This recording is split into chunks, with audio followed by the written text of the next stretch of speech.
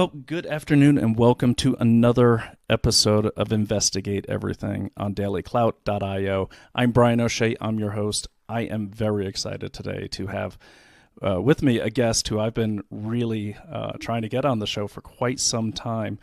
Her name is G. Van Fleet. She is the author of Mao's America, A Survivor's Warning. But there's much more to her than that. And we're going to go into why that is. But really where Ms. Van Fleet came to my notice was in the beginning of the pandemic, which led to a lot of, in my opinion, very Maoist-style lockdowns. Everyone that knows my work knows that we were in the thick of that fight and still are to this day.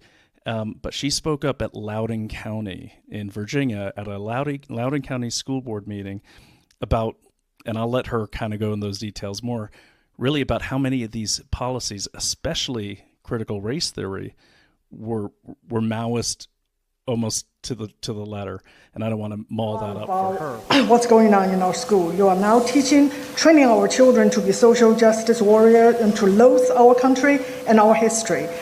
Growing up in Mao's China, all this seemed very familiar. The communist regime used the same critical theory to divide people. The only difference is they use class instead of race. During the Cultural Revolution, I witnessed students and teachers turn against each other. We changed school names to be politically correct. We were taught to denounce our heritage. The Red Guards destroy anything that is not communist, old statues, books, and anything else.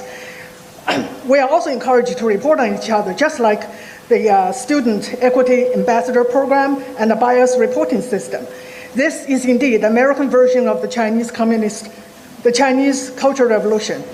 The critical race theory has its roots in cultural Marxism. It should have no place in our schools. And from there, it just became the typical whirlwind of people that speak up. And she's speaking from a place of knowledge. And I mean not book knowledge.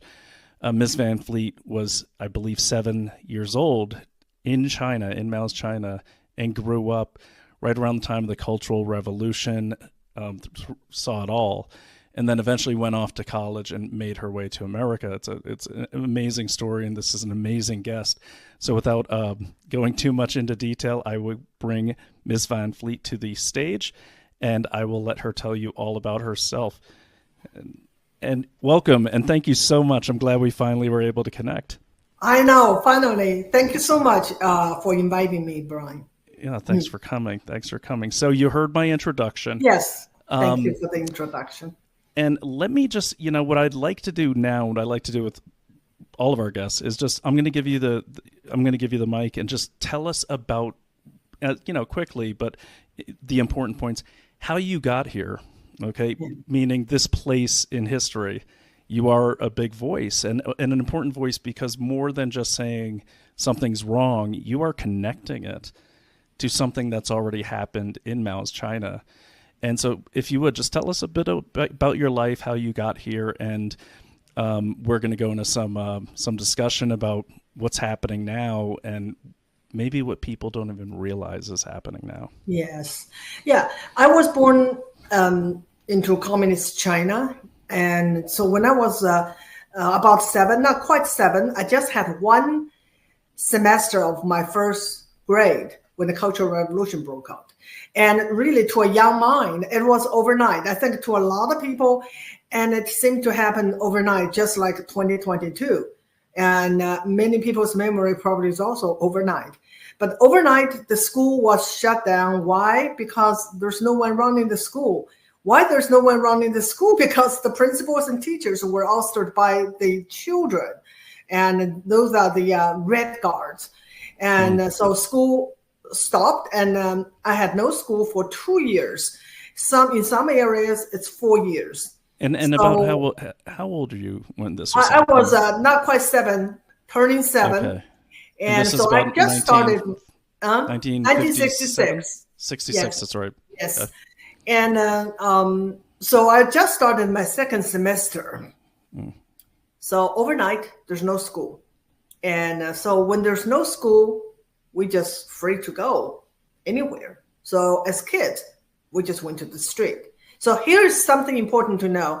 I was too little just way too little to participate in the Cultural Revolution. But there are a lot of young Red Guards, as young as 10, 12.